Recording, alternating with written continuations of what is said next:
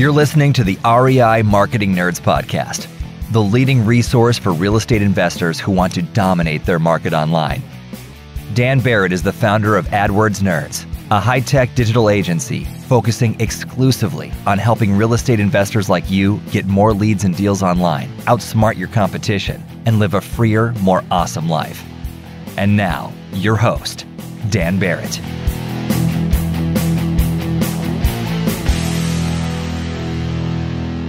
Hey guys, welcome back.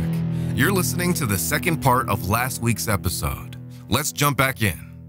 So let's use that as a transition point, because I love that story. I wrote down like one of your lines where you talk about the cancer of more. I think escaping that is such a kind of critical element that like really anybody can take in, right? But let's transfer kind of to the present. You know, you have this like story of struggling through the crash and making it work.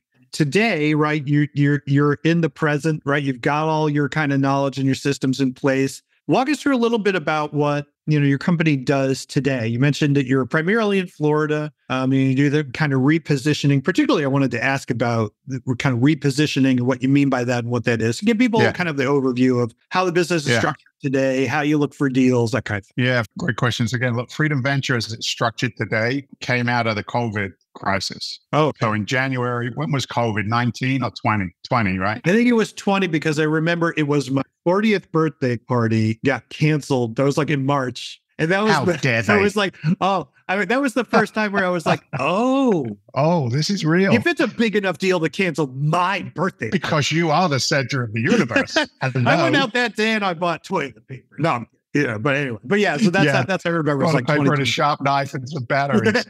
So I think the world went to shit in March of 2020. Okay. Yeah.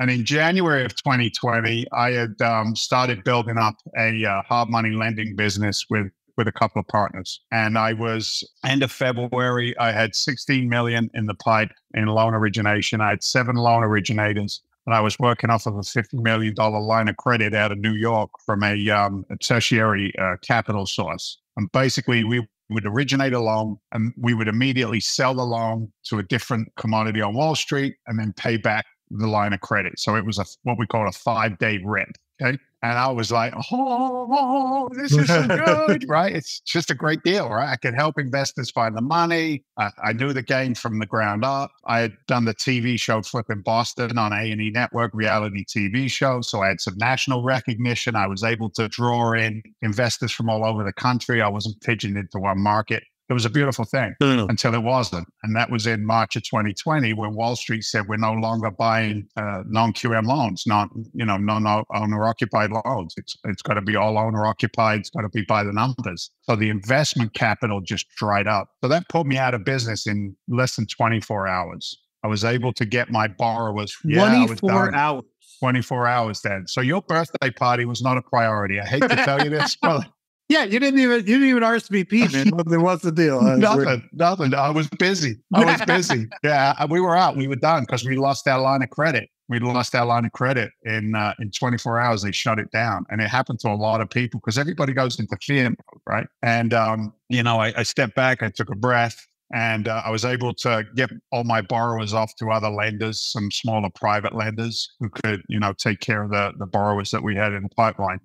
And I took a couple of weeks. I ate too much. I cried a lot. And I connected with my now partner, Walter Novicki, and my other partner, Eric Wilson, who's been with me all the way through. He's a younger guy, super, super smart kid. And I called Walter, and Walter had been a developer and a capital raiser in Florida, Fort Myers, Cape Coral. And he'd just been in the game for a long time. And him and I were pretty good friends. And he said, I've been what they call syndicating, doing one-off large commercial deals for my career.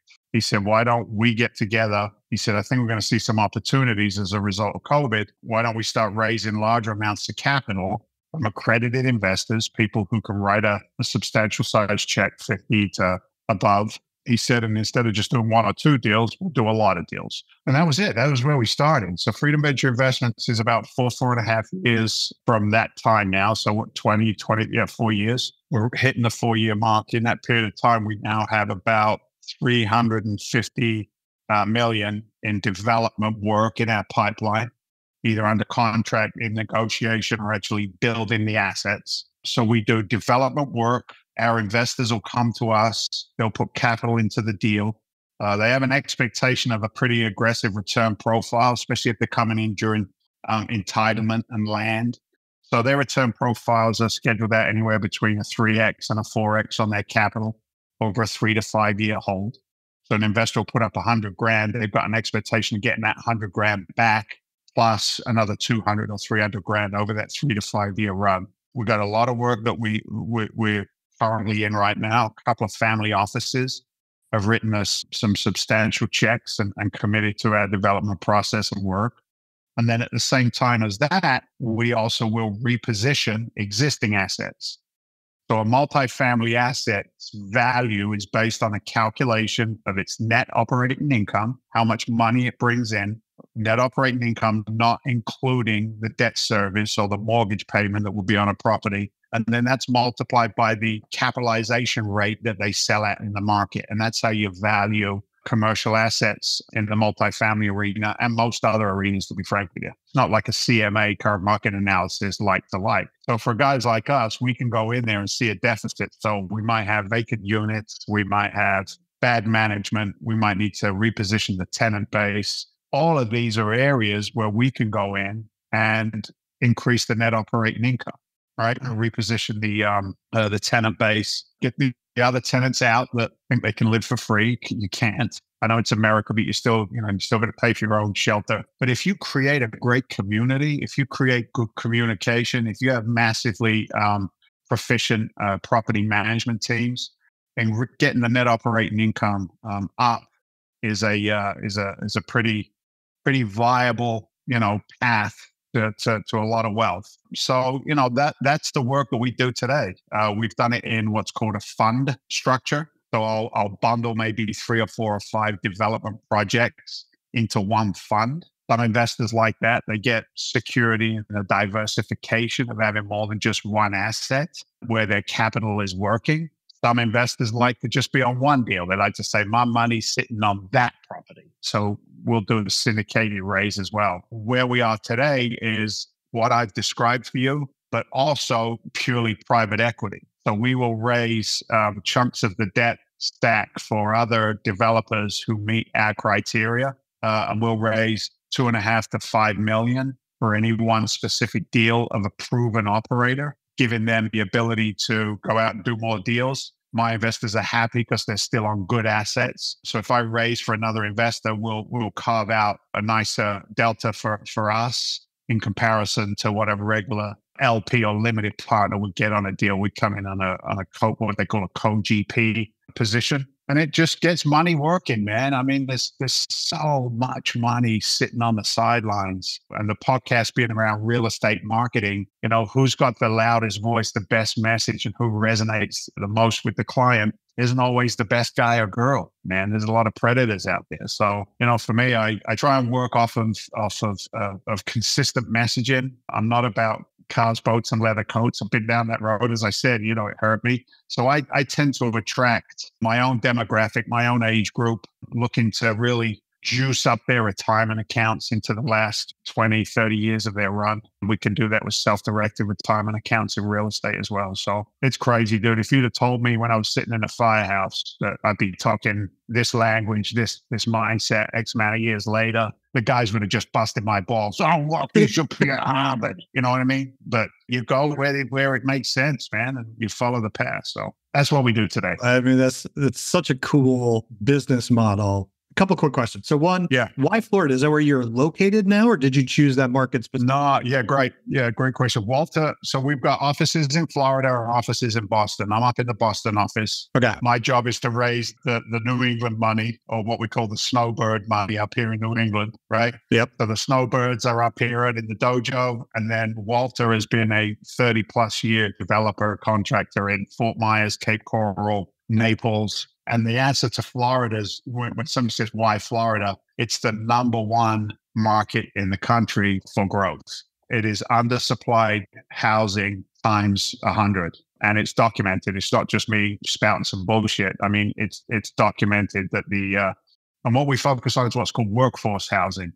So it's not the gated communities with the swimming pools and the tableside service and the golf course. We serve the firefighters, the police officers, the teachers, the nurses. And when you take that underserved demographic, and then we also add that Florida is still the number one, number two retirement destination in the US. For every one retiree that moves to Florida, it brings 4 service jobs attached to it: restaurant, healthcare, etc. So the population growth is massive, number one. And then number two, I don't want to do business in states that don't want my business. I like to be in the states where they say, let us help, not hurt you, right? And I'm not going to get overly political with you, but there are red and blue states in our great country. I like to go where I'm wanted because there I can help more people. I don't want to fight government. I don't want to fight local government.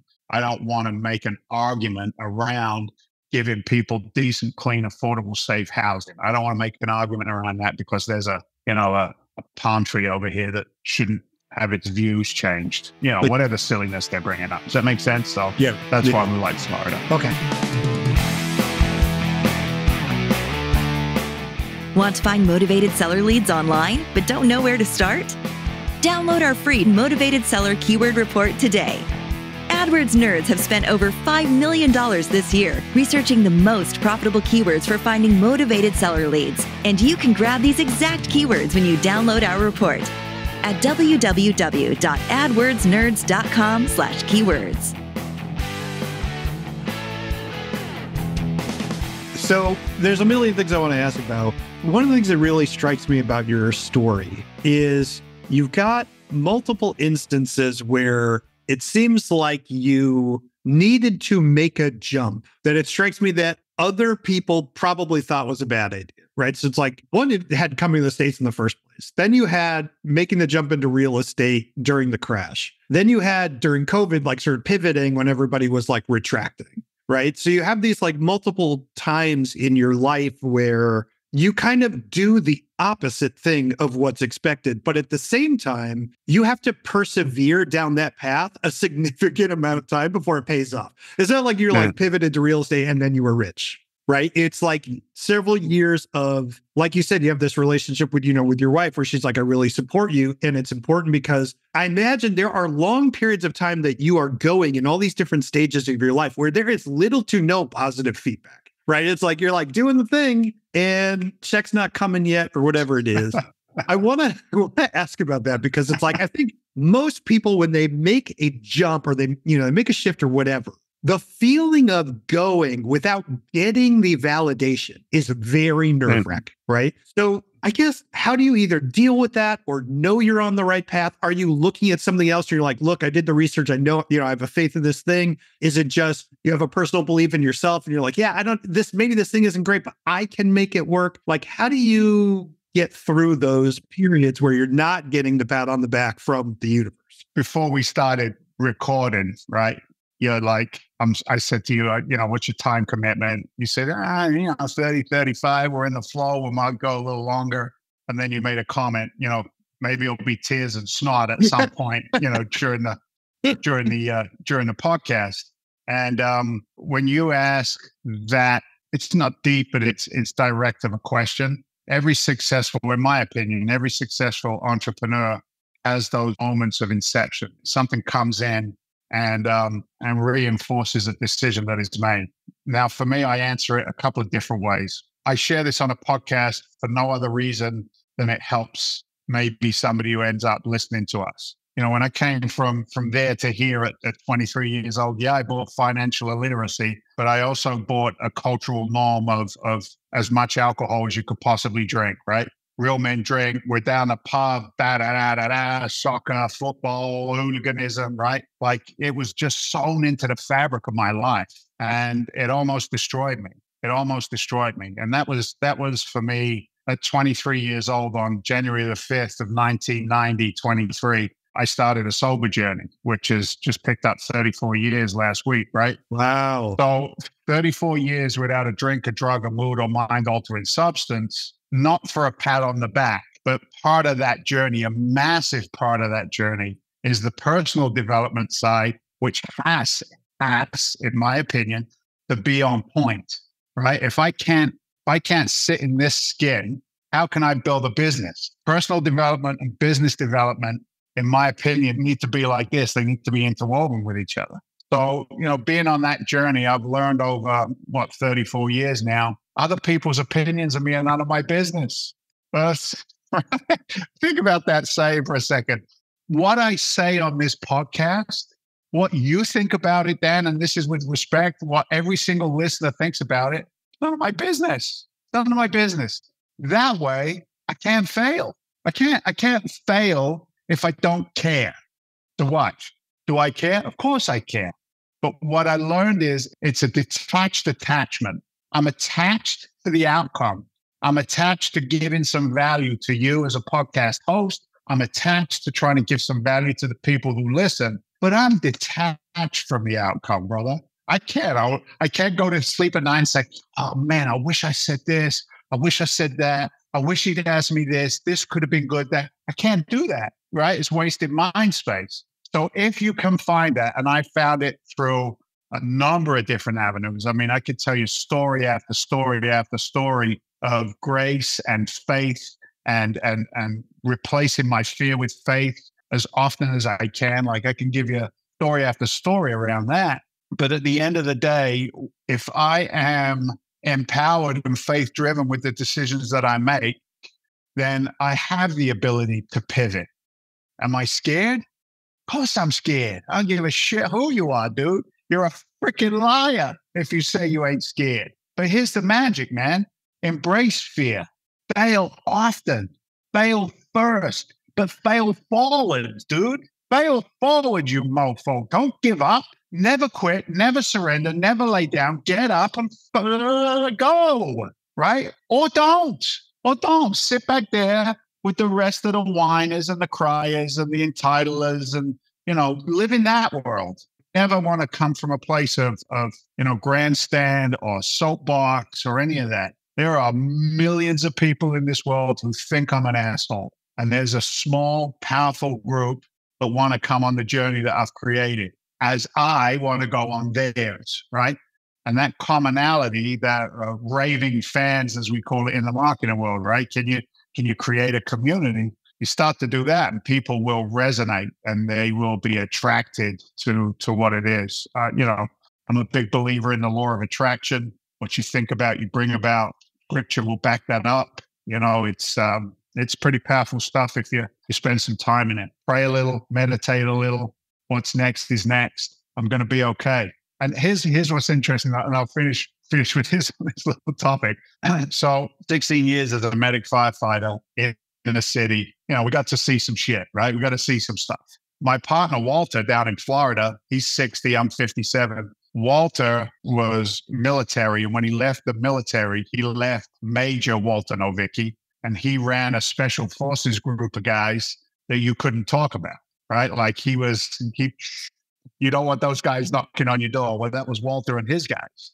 And, we talk often about when the moment of stress and the moment of distress appears in business, these moments of pivot, we're blessed in the sense of, I won't feed into the chaos, man. I'm not interested in chaos. I want solutions. We can all identify problems all day long. So Walter and I say often, is this an emergency? Or is this just another, problem that needs to be fixed up and executed on? So, that's how I've been able to pivot during those times. It's life experience, brother. I wouldn't be the guy at 57 that I was at 21. And I know that's a stupid sounding statement, but I've got 34 years of, living life on life's terms to be able to, stand in front of somebody else and be authentic. Right. And that attracts more authentic people, I think. So yeah. Next question. That was a good answer. I like that one. Well, all right. Well, I want to ask, because we're coming up on time and I don't want to keep you. I want to make sure that you respect your space. So for people who are curious about either learning more about you or learning more about the company, now we mentioned the website, it's freedomventure.com. So VENTURE, freedomventure.com. You can go there and check that out. Outside of that, is there places that you want people to find you online or anything particular you want them to look at on the website, anything like that? Yeah, look, your show notes will have the spelling of my name on there. right? You can throw my name in there. My stuff on the TV show will pop up, Flipping Boston, when we did that on the A&E network. The more mature way for us to connect is to just do it through LinkedIn. Find my LinkedIn profile, Dave Seymour. I think it's Dave Seymour 343. I'm not sure, but just Dave Seymour Boston, Dave Seymour, Freedom Venture. That's a great way to find me. I love LinkedIn. It's a great platform for mature social media rather than cats playing pianos. You could even just reach out to me at dave@freedomventure.com. I'll take an email direct. Just let me know that you heard us solving the world's problems on this podcast.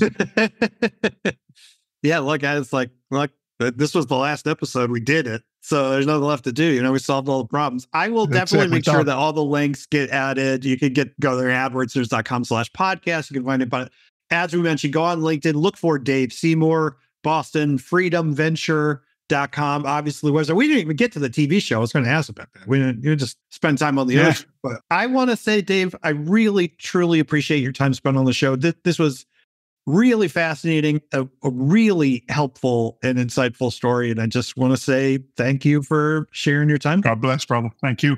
Hope that makes sense, everybody. I hope this was useful.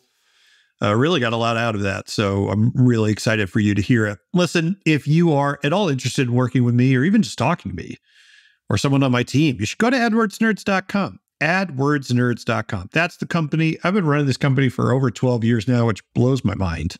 And we are only doing motivated sellers for real estate investors. That is the deal. And I would love for you to check it out. So go to AdWordsNerds.com. You can request a call with someone on my team. We will help you put together a marketing strategy for your market. Without any further ado, go have a great rest of your week, and I'll talk to you next time. Cheers.